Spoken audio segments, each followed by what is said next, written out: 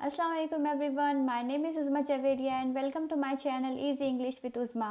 आज के इस वीडियो में हम इन जुमलों को इंग्लिश में कैसे बोलते हैं उसे सीखेंगे। So let's get started. बेवकूफ़ बनाने के लिए तुमको वही मिली थी।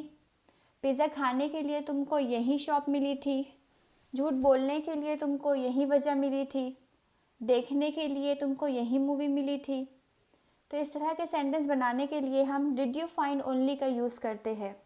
आइए इसके सेंटेंस स्ट्रक्चर को समझते हैं। सबसे पहले हम did you find only say sentence की शुरुआत करेंगे, फिर हम ऑब्जेक्टिव प्रोनाउन लगाएंगे और उसके बाद टू लगाएंगे, फिर वर्ब का फर्स्ट फॉर्म आएगा एंड देन ऑब्जेक्ट आएगा। ऑब्जेक्टिव प्रोनाउन क्या होता है? Objective pronoun me, you, him, her, them, us और इट होता है, जो कि जुमले की मुनासिबत से लगाए जाते हैं। अगर लड़की हो तो ऑब्जेक्टिव प्रोनाउन हम हर यूज़ करेंगे, अगर लड़का हो तो हिम यूज़ करेंगे। आइए एग्जाम्पल के ज़रिए इसकी डिड यू फाइंड ओनली के स्ट्रक्चर को समझते हैं। बेवकूफ़ बनाने के लिए तुमको वही मिली थी।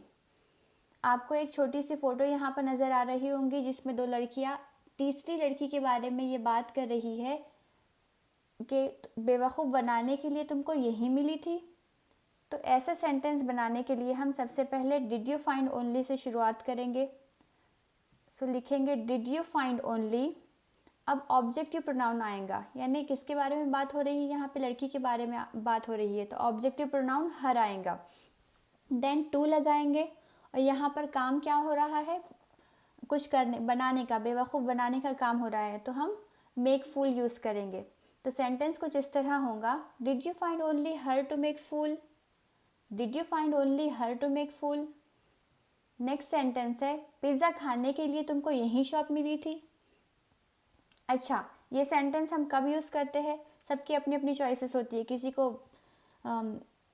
डोमिनोज़ का पिज़्ज़ा पसंद होता है, किसी को पिज़्ज़ा हट का पसंद होता है। और अगर आपके दोस्त ने आपको कहीं नई शॉप पर लेकर चला गया और आपको वहाँ का पिज़्ज़ा पसंद नहीं आया, तो हम झिंझला कर कहते हैं कि पिज़्ज़ा खाने के लिए तुमको यही शॉप मिली थी।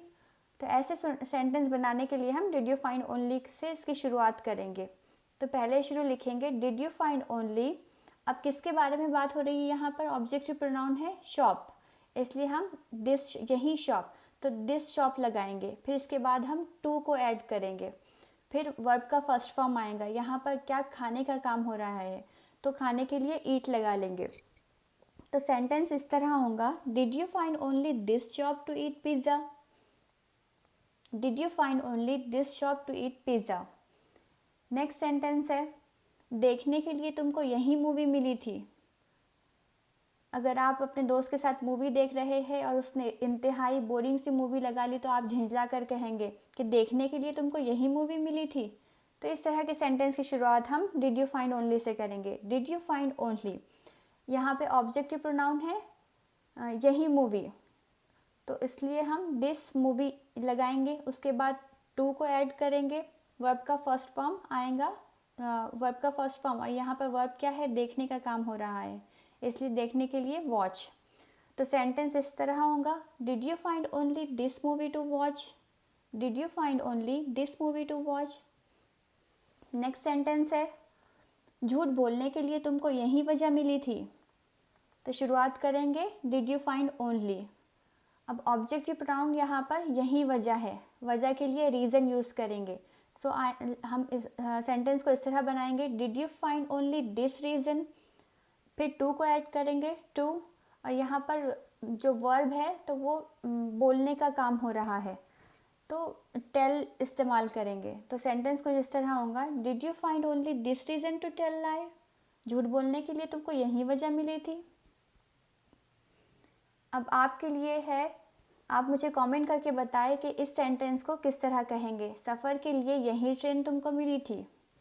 Thank you for watching this video. अगर आपको ये वीडियो पसंद आता हो तो प्लीज़ लाइक करें, शेयर करें, और अगर आप इस चैनल पर नए हो तो इसे सब्सक्राइब ज़रूर करें। Thank you. अल्लाह हाफिज़।